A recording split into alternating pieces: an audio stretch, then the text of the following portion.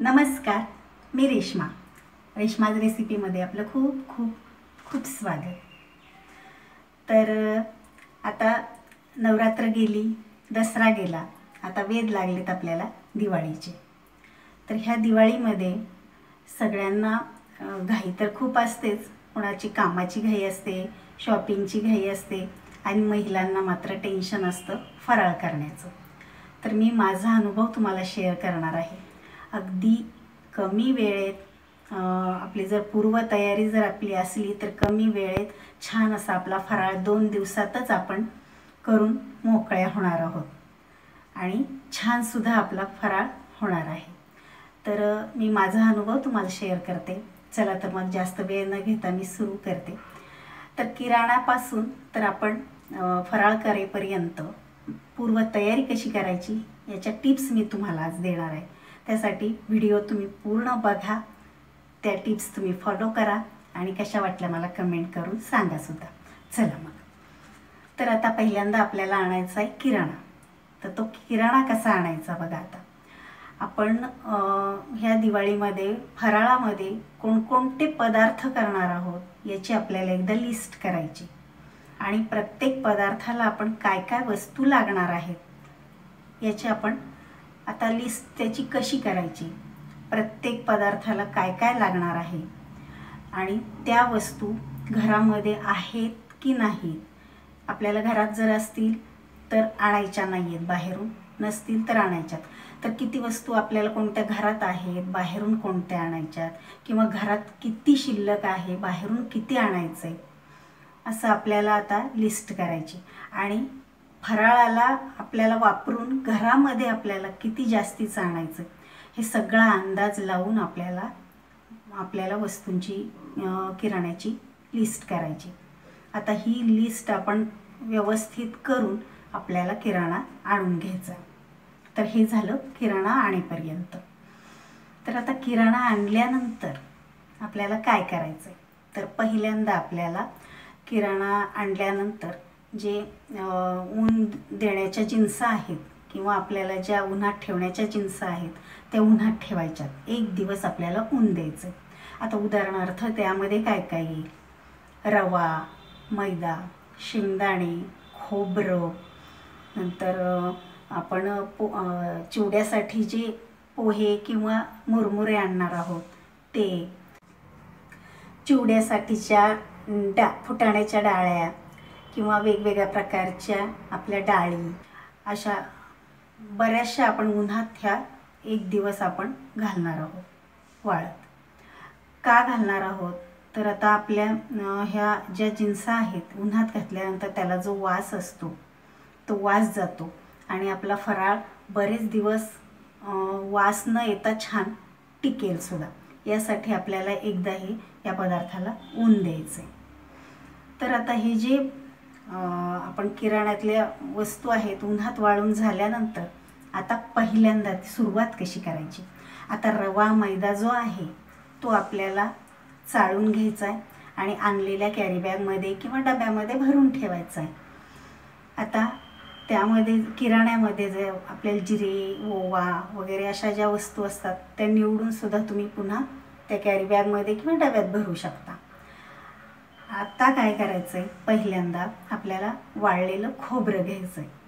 तर आता ती खोबरं जे आपल्याला सारण करायचं आहे, तर जेवढ्या प्रमाणात सारण करायचं आहे त्याच्या अंदाजानुसार आपल्याला हे खोबरं खिसून घ्यायचं आहे। नंतर चिवड्यासाठी आपल्याला बारीक पातळ काप लागणार आहेत खोबऱ्याचे, त्यासुद्धा अंदाजानुसार पातळ काप करून आपण हे पुन्हा एका कॅरीबॅगमध्ये ठेवून द्यायचे। पण आता ही जी प्रोसेस करणार आहोत आपण, एक एक जे पदार्थ आपण निवडून चाळून करणार आहोत तर ते कॅरीबॅगमध्ये का भरून ठेवायचं आहे, तर ऐन वेळेस आपण पदार्थ किंवा फराळ करायला बसलो की ते लगेच आपल्याला घेता येईल, यासाठी आपण भरून ठेवून बाजूला ठेवून द्यायचं। तर आता हे खोबरं आपलं खिसून किंवा पातळ काप करून झालेले आहे। आता नंतर घ्यायचं आहे आपल्याला वेलदोडे। आता वेलदोडे, हिरवे वेलदोडे आपण आणलेले असतात किराण्यामध्ये, ते काय करायचं, तव्यावरती हलकंसं गरम करून घ्यायचं आहे आणि गरम झाल्यानंतर, थंड झाल्यानंतर आपल्याला मिक्सरमध्ये साखरेबरोबर बारीक वाटून घ्यायचं आहे आणि छोट्या बरणीमध्ये किंवा छोट्या डबीमध्ये भरून बाजूला ठेवून द्यायचं आहे. आता वेलदोडे झाले. आता नंतर काय करायचं आहे आपल्याला हे भाजण्यात किंवा दळून आणायची. तर आता दळण्यासाठी आपल्याला काय काय लागणार आहे?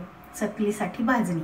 आता वेगवेगळ्या प्रकारच्या आपल्याला डाळी वगैरे ज्या आहेत वाळत घातलेल्या ज्या असतात त्या आपल्याला भाजून काय काय जे लागतील ते बाजूला ठेवून द्यायचे दळण करून, भाजणी करून दळण्यासाठी.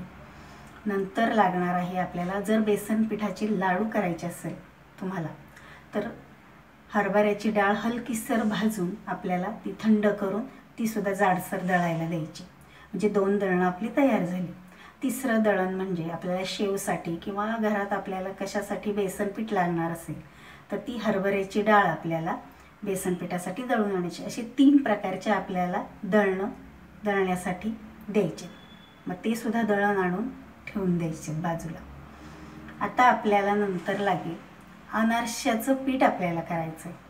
तर गूळ जो आहे तो बारीक आपल्याला खिसून घ्यायचा आहे किंवा बारीक चिरून ठेवायचा आहे. तो सुद्धा आपल्याला बाजूला ठेवून द्यायचा आहे. तर अनारशाचं पीठ करण्यासाठी आपल्याला 3 दिवस प्रोसेस करावी लागते. तर तांदूळ भिजावे लागतात. तर तांदूळ आपल्याला रेशनचे किंवा जाडसर हलक्या प्रतीचे म्हणजे जे असतात रेशनचे जे असतात तेच लागणार आहेत. ते आपल्याला भिजत ठेवायचे आणि 3 दिवसांनी आपल्याला त्याचं मिक्सरवर बारीक वाटून त्यामध्ये गूळ घालून आपल्याला गोळे करून डब्यामध्ये ते ठेवून द्यायचे. म्हणजे हे झालं अनारशाचं पीठ तयार. म्हणजे भाजणीचं पीठ तयार झाली, लाडूचे पीठ तयार झालं, अनारशाचं पीठ तयार झालेलं आहे. आता आपल्याला करायचं आहे ड्रायफ्रूट जे असतात आपण आणलेले ते सुद्धा उन्हात वाळून घ्या आणि त्याचे बारीक काप करा किंवा जाडसर कुटून तेही बाजूला ठेवून द्या. आता बऱ्याच गोड पदार्थांमध्ये आपण हे ड्रायफ्रूट्स वापरतो, ते सुद्धा बाजूला ठेवून द्यायचे. आता आपल्याला करायचं आहे सारणासाठी रवा भाजायचा आहे. तर जर रव्याचे लाडू जर तुम्हाला करायचे असतील तर रव्याच्या लाडूसाठीच्या रवा आणि सारणासाठी रवा हे दोन्हीही आपण थोडंसं भाजून घ्यायचं आहे आणि रव्याच्या लाडूचं बाजूला ठेवून द्यायचं आहे. तो लाडू करायच्या वेळेस ते वापरता येईल. आणि आता सारणासाठी आपण रवा बाजूला काढून घ्यायचा आहे. हे बघा, आता आपल्याला करायचं आहे पिठी साखर राहिलेली आहे. लाडूसाठी आपल्याला जी कोणते अजून पदार्थ करायचे त्यासाठी आपल्याला पिठी साखर लागणार आहे. तर ती जी पिठी साखर आहे ती करायची. म्हणजे सारणासाठी सुद्धा लागणार आहे आपल्याला, बेसन लाडूसाठी सुद्धा पिठी साखर लागणार आहे. आता ही पिठी साखर करून बाजूला ठेवली की आपल्याला सारण करून घ्यायचं. तर सारणासाठी आपल्याला लागेल करून ठेवलेलं आहे खोबऱ्याचा किस केलेला आहे आपण, परत नंतर पिठी साखर केलेली आहे, वेलदोडे पूड केलेली आहे. अजून त्यामध्ये तुम्हाला खसखस काय घालायचं असेल ते सुद्धा तुम्ही भाजून आता एकत्र करून त्यामध्ये आपण ड्रायफ्रूट्स वगैरे घालून सारण तयार करायचं. म्हणजे सारणसुद्धा आपलं तयार होऊन आपण बाजूला करून ठेवू. बरीचशी आपली तयारी झालेली आहे.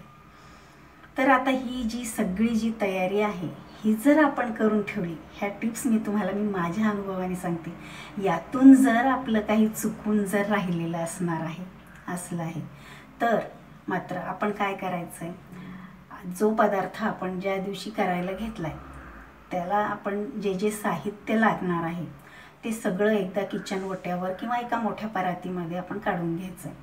म्हणजे एकदा आपण फराळ किंवा पदार्थ करायला बसलो की जास्त धावपळ होणार नाही, शोधाशोध होणार नाही आणि पसारासुद्धा होणार नाही. म्हणजे आता उदाहरणार्थ मी तुम्हाला सांगते, आपल्याला करायचे आज बेसन लाडू. तर बेसन लाडूसाठी आपल्याला काय काय लागणार आहे, पहिल्यांदा बेसन लागणार, पिठी साखर लागणार, वेलदोडे पूड लागणार, तूप लागणार आणि थोडंसं दूध लागणार. हे सगळं जर साहित्य एका परातीमध्ये किंवा किचन ओट्यावर आपण ठेवलं तर फक्त बेसन भाजण्यासाठी आपल्याला जास्त वेळ जाणार आहे आणि सगळं एकत्र करून आपले लाडू अगदी फटकन चुटकीसर तयार होणार आहे. तर हा फराळ तुमचा लगेच तयार होण्यासाठी कमी वेळात कमी पसारा होता आणि न थकता आपला फराळ कसा तयार होईल हे आपलं महत्त्वाचं आहे. त्यासाठी मी हे जे तुम्हाला सांगते ते तुम्ही ह्या ज्या टिप्स आहेत ते तुम्ही फॉलो करा आणि मला कमेंट करून सांगा ह्या टिप्स ज्या मी तुम्हाला दिल्यात त्या तुम्हाला उपयोगी पडल्यात की नाही. आणि आपल्या चॅनलला लाईक, शेअर आणि सबस्क्राईब करायला विसरू नका. तर अशाच दिवाळीच्या टिप्स बरोबर तुम्हाला दिवाळीच्या खूप खूप शुभेच्छा. तुमची दिवाळी खूप आनंदात जाओ, तुमचा फराळसुद्धा खूप छान हो, टेस्टी हो आणि सर्वांनी आनंदाने एन्जॉय करू. चला तर मग भेटूयात अशाच छान छान रेसिपीच्या व्हिडिओसोबत. तोपर्यंत बाय बाय, टेक केअर.